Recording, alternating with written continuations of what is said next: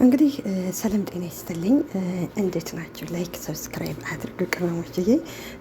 የሩታ ልጅ እንግዲህ ያው ቡዜ ናት የወሰደችው አብርሽን የወሰደው እየተባለ እንግዲህ እስከ መካሰስ ደርሰው ነበረ። በመጨረሻ እንግዲህ ለካ የወሰደችው የሩታ ክስት፣ በእርግጥ የሩታ ክስት ትባል እንጂ ያው ለድራማው ነው የሩታ ክስት የተባለችው እንጂ የቡዜ ማነው የአብርሻ ክስት ናት ተብሏል። ለማንኛውም ያም ሆነ ይህ እንግዲህ ያው ወደ ክስ ሲሄዱ አይታ እንግዲህ ገኒ ልጁን ይዛ ከች ብላለች እና አብርሽም እንግዲህ ለምን አክስቱ ናት የወሰደችው ለምን ቡዜ ያልሽ ሲላት እንግዲህ ያው አጋዤ አክስቱ ናት የወሰደችው ስትል አክስቱነቱ ለኔ እንጂ ለልጅ አይደለም፣ እንደዛ ነው የመሰለኝ እና ደግሞ ለመጀመሪያ ጊዜ ደግሞ ቡዜ አስፈራርታይ ስለሄደች ለዛ ነው። ቡዜ አላስፈራራችም። ቡዜ አንዳንድ እህቶቼ ቡዜን የምትጠሏት አላችሁ።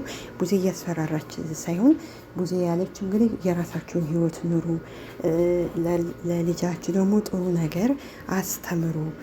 ልጅ ደግሞ አያቱ ጋር ይደግ ማለት እኮ ምንም ችግር የለውም እኮ እናንተ ገና ስለሆናችሁ እናንተ አሁንም በቀን ላይ ስለሆናችሁ አንቺም ሆንሽ አብርሽ፣ ስለዚህ ልጁ ከአያቶቹ ጋር ጥሩ ስነ ምግባር ይዞ እንዳያደግ ነው ያለችው እንጂ ቡዜ ያን ያህል እኮ ወደ ራሷ እንድትመለስ ነበር እንደዛ ያለቻት እንጂ ያው ልትወስደው እኮ አይደለም ሲጀመርም ማለት ነው፣ ያው እንድትማርበት ነበረ። ለማንኛውም ገኒ ደግሞ ያንን ተጠቀመችና ደግሞ መውሰድ። ስለዚህ ይህን ያህል ቀን እኔ አሁንም አላመንኩበትም፣ ሆነ ለመናገር አላመንኩ። ያው ድራማ ስለሆነ እኔም ብያለሁ ቡዜ አትወስድም። የሆነ የደበቁበት ቦታ አለ ብዬ ነበር። እንግዲህ ገኒ ደግሞ ተሳስታል። ይህን ያህል ቀን ከትናንት ወዲያም ትናንትናም እንደዛ እውነት ወስደው ከሆነ እንደዛ ከሆነ ማንጣት ነበረበት። ዝም ብላ ጸጥ ማለትም የለባትም ነበር። ይዛል ይህን ያህል እነሱ ሲሰዳደቡ እስከ መሰዳደብ ድረስ እስከ መካሰስ ድረስ ደርሰው እሷ ደግሞ ድምጧን ጭጭ አርጋ መቆየት የለባትም ነበር እና ምን ለማለት ፈልጌ ነው።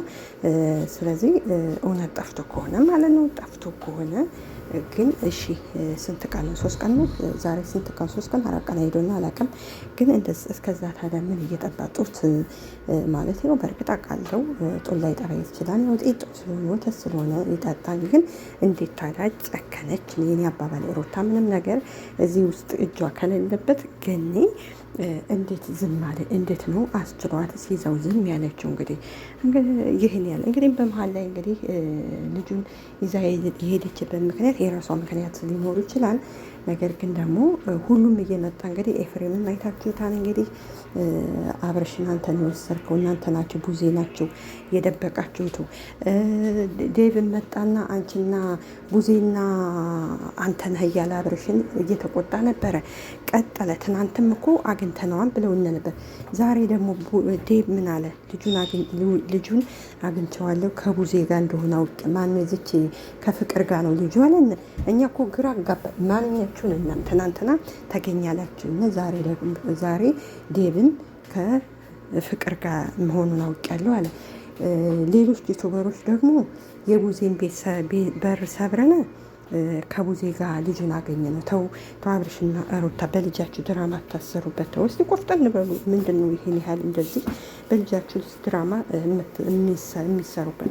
አንዳንዶቹ እንደምታውቁት አሻንጉሊት ይዘው መጥተው የአብርሽና የሩታ ላይ ተገኘ ልዑል ተገኘ ይላሉ አንዳንዶቹ። ስለዚህ እንደዚህ ባታደርጉ ወደ ራሳችሁ ተመለሱ። በቃ አለ አይደለ?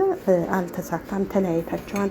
ሩታም የራስሽን ህይወት ኑሪ፣ አብርሽም ደግሞ የራስህን ህይወት መኖር እንጂ በመሀል ላይ እናንተ መጣላትም የለባችሁም ነበረ። ተለያይታችሁ እኮ ልጃችሁን በፍቅር ማሳደግ አባት ለልጁ የሚያስፈልገውን ነገር እያሟላን፣ እናትም ደግሞ ልጇ የሚያስፈልገውን ነገር እያሟላች ማደግ ይችላል። በመሀል ላይ እናንተ መጨቃጨቁ ለእኔ ተገቢ አይደለም። ሌላው ደግሞ ገኒ እውነት በያኔ ስላላመንኩበት ይቅርታ አድርጉልኝና ያው ድራማ ስለሆነ እውነት ከነ ልጁን ወስዳ ከሆነ በጣም ተሳስታለች።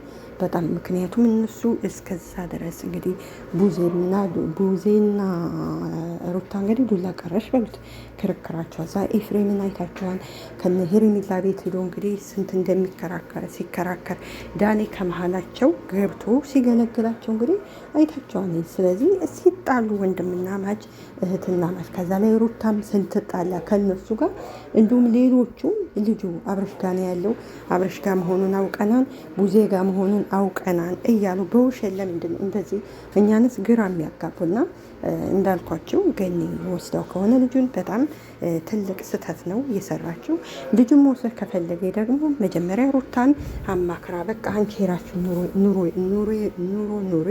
ልጁ ደግሞ ከቤተሰቦችሽ ጋር ይደግ ማለት እኮ ትችላለች። አንቺ የራስሽን ኑሮ መኖር የምትችይ ከሆነ ልጁ ከቤተሰቦቹ ጋር ይደግ ብላ እሷን አስፈቅዳ ነው መውሰድ እንጂ ያለባቱ እንደዛ ማድረግም የለባትም ነበረ።